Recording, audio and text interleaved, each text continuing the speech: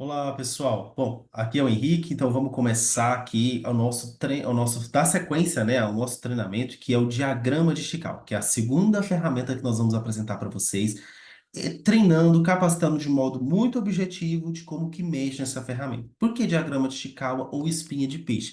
Porque um carinha chamado Ishikawa descobriu aí através de análise de causa e efeitos, onde eu tenho causas que levam a um efeito, que é o problema, certo? Através de uma espinha de peixe que está estruturada pelos 6 M's. Meio ambiente, né, medição, e aí a gente vai verificar isso agora nesse próximo treinamento que a gente vai passar para vocês.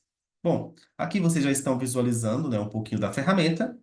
Essa é a ferramenta, e como vocês podem perceber, ela parece mesmo uma espinha de peixe, não é verdade? E ela traz os 6 M's. Então, ela é estruturada como uma espinha de peixe, aonde ela tem matéria-prima, mão de obra, método, medição, meio ambiente, máquina. E aqui, eu tenho aqui na cabecinha aqui, ó, do peixe, a cabeça do peixe é o problema. Então, a primeira coisa que eu preencho no diagrama de Chikawa é o meu problema. É o meu problema. Então vamos agora voltar de novo, vamos pegar a queda do paciente. Então é a queda do paciente. Queda do paciente da maca. Vamos colocar aqui no diagrama de Chikawa. E aí a gente começa a estruturar, verificando as causas de cada um desses M's. A gente fala 6 M's porque são 6 espinhas de peixe que se torna 6 M's. Então ela é estruturada nos 6 M's, nesses 6 pilares. Então, método. Houve algum erro? Aí a gente se pergunta do procedimento, do processo para que o paciente fosse levar a uma queda? Teve algum problema no procedimento? Não.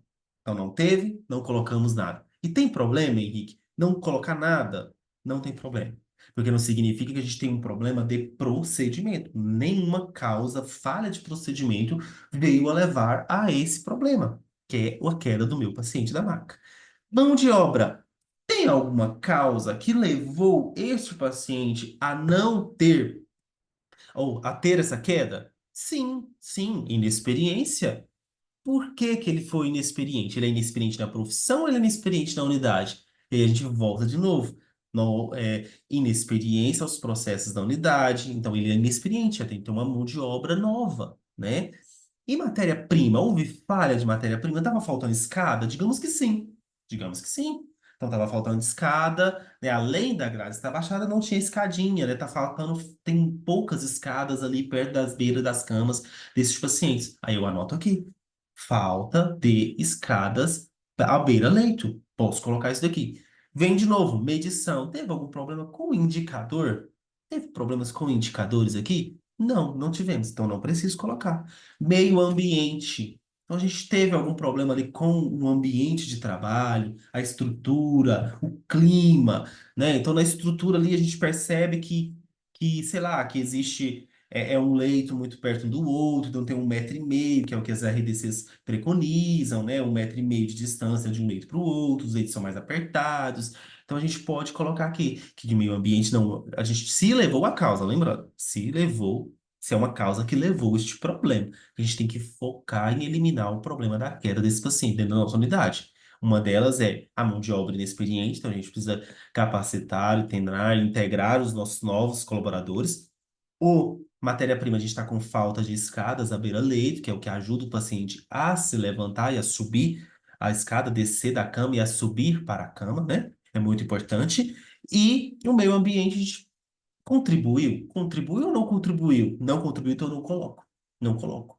E aí tem a máquina, né? Na máquina, teve alguma coisa, alguma causa, você estudando o caso, teve algum problema, sei lá, vamos supor que as grades da máquina não estão funcionando, não param levantadas. A gente pode identificar isso daqui.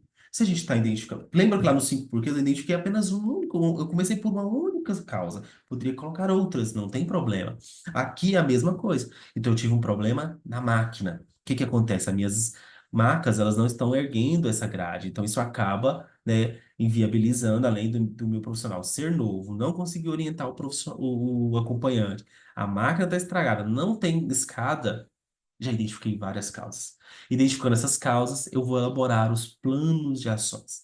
Certo? Então, esse é diagrama de Chical ou diagrama, ou espinha de peixe, como alguns falam. Eu gosto de falar o diagrama de Chical, para dar ao mérito em quem construiu esta ferramenta e para que vocês entendam como que funciona, né? E o porquê de espinha de peixe. Porque ele parece uma espinha de um peixe mesmo, né? Que traz esses 6 M's que vai identificar as causas que levou a este problema, a essa notificação, a esta não conformidade, como vocês queiram chamar, tá bom?